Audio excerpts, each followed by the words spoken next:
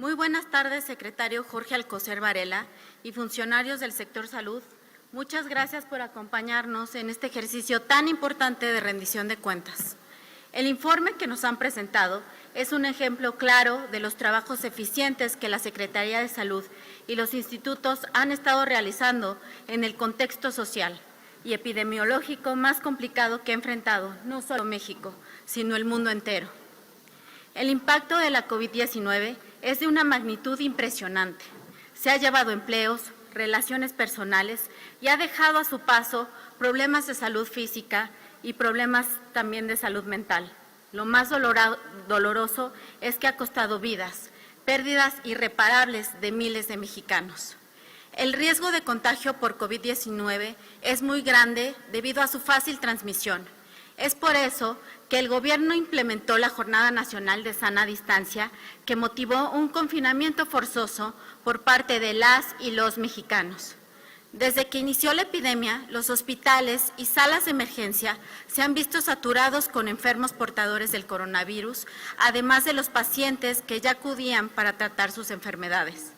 El riesgo de tener síntomas peligrosos puede aumentar en las personas mayores y también en las personas de cualquier edad que tienen otros problemas de salud graves, como enfermedades crónicas de tipo cardíaco o pulmonares, de pacientes con un sistema inmunitario debilitado, obesidad extrema o diabetes.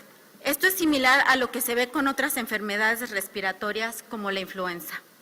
Dentro de los 10 principales motivos de consulta externa en el IMSS se encuentran varias de las enfermedades crónicas antes mencionadas. Esto implica que las personas mayores o los pacientes con enfermedades crónicas corrieran un riesgo de contagio al seguir acudiendo a sus citas médicas en los hospitales. Mi pregunta va dirigida al maestro Zoé Robledo, director del IMSS. Me gustaría nos informara qué acciones realizó el instituto para disminuir la frecuencia de visitas de este tipo de pacientes a los hospitales del IMSS, para reducir los riesgos de contagio y en específico para que pudieran contar con sus medicamentos. Gracias de antemano por sus respuestas. Muchas gracias, diputada Rosa Zuribe. Tiene la palabra el maestro Zoé Robledo Aburto, director del Instituto Mexicano de Seguro Social. Muchas gracias, diputada presidenta. Diputada Erika, muchas gracias por sus preguntas. Efectivamente, cuando la pandemia comenzaba con en las primeras semanas del año, una de las tareas del instituto era justo ver qué podíamos hacer por el volumen de la población derechohabiente para romper las cadenas de contagio, para intentar contribuir a desacelerar la famosa curva. Y en ese sentido, una primer gran preocupación era la población derechohabiente que forma parte de algún grupo de riesgo, ya sea por edad, por alguna comorbilidad, diabetes, hipertensión, inmunosupresión, inmunodeprimidos, en fin. Entonces, una primera acción fue buscar que la receta de marzo de los pacientes que tenían ya su cita en la unidad de medicina familiar pudieran recibir, si así lo consideraba el médico tratante, si veía que era un paciente con una enfermedad controlada, pudieran recibir 3 recetas en esa misma consulta. ¿Cuál es la intención? Que esa persona, al contar con su receta, cuando en abril hubiera tenido que salir a buscar nuevamente una consulta para recibir una receta e ir a la farmacia, ya no lo tuviera que hacer y que lo pudiera apoyarse por algún familiar, algún conocido, pues las redes de solidaridad que existe en las familias mexicanas. Adicionalmente a eso, comentábamos hace un momento que se han dado 12.5 millones de recetas resurtibles. La receta resurtible no nació este año, simplemente se incrementó de manera importante. El año pasado dimos un poco más de 3 millones y este año hemos entregado 12.5 millones. Pero hubo una situación adicional.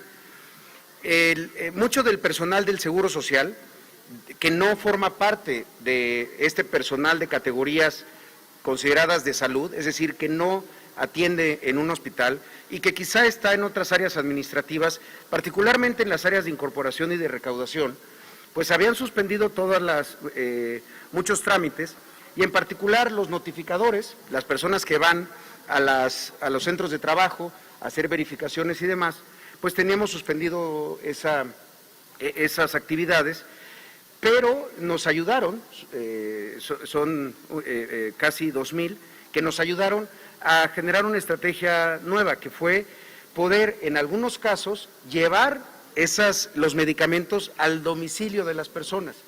Algo que además creemos que puede ser de gran valor pues, pasando el COVID.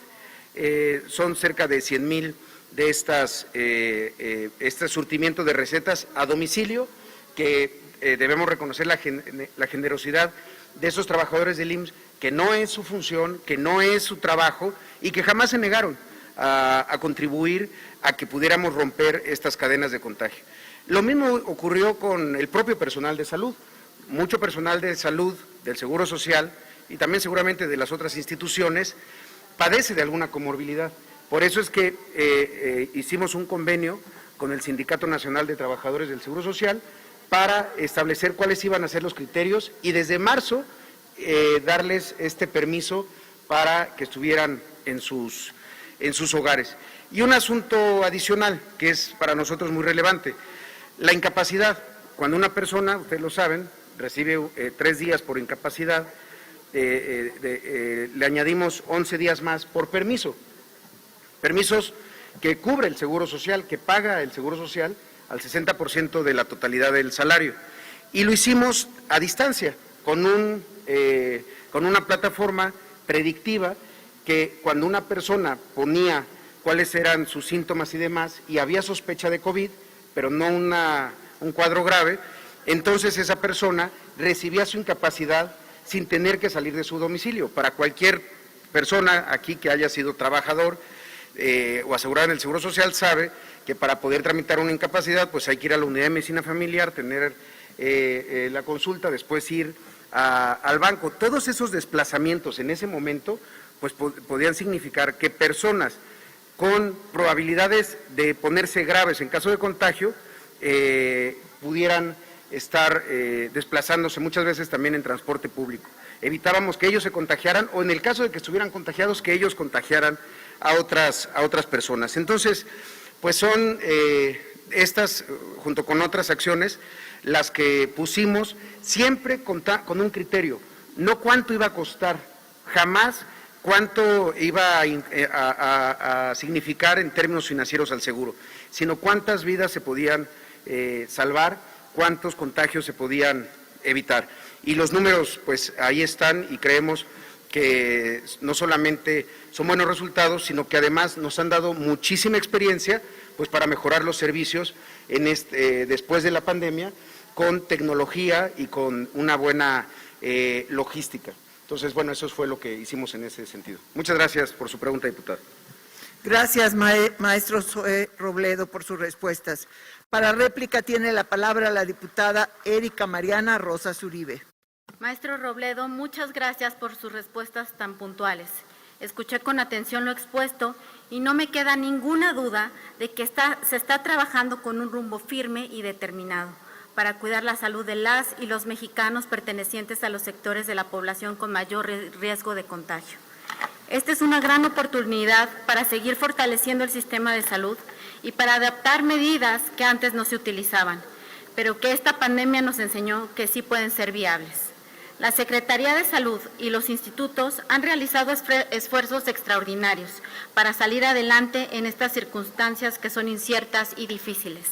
Reconocemos que ha sido un gran reto el brindar tratamiento a una enfermedad desconocida y además de eso, seguir atendiendo a los demás pacientes con las enfermedades que ya se presentaban y que de igual forma requieren de muchos recursos humanos y económicos para que salgan adelante. Las medidas novedosas tomadas para evitar contagios y poder salvar vidas fuera de las unidades médicas, en especial las unidades de primer nivel de atención, me parecen las correctas, dejando un sendero de tranquilidad al saber que existen alternativas para otorgar atención médica a quienes queremos y a nosotros mismos. Aprovecho para reiterar a todas y todos los ciudadanos que no es momento de rendirnos ni de bajar la guardia. Debemos apegarnos a los semáforos y a las medidas preventivas de higiene que siguen vigentes, como es el lavado de manos, la sana distancia y el uso de cubrebocas. El invierno se acerca y el reto se vuelve mayor, por lo que la colaboración de gobierno y sociedad es imprescindible. Sigamos trabajando juntos para evitar más contagios y salvar todas las vidas que sean posibles. Muchas gracias. No olvides suscribirte y seguirnos en nuestras redes sociales. Cámara de Diputados.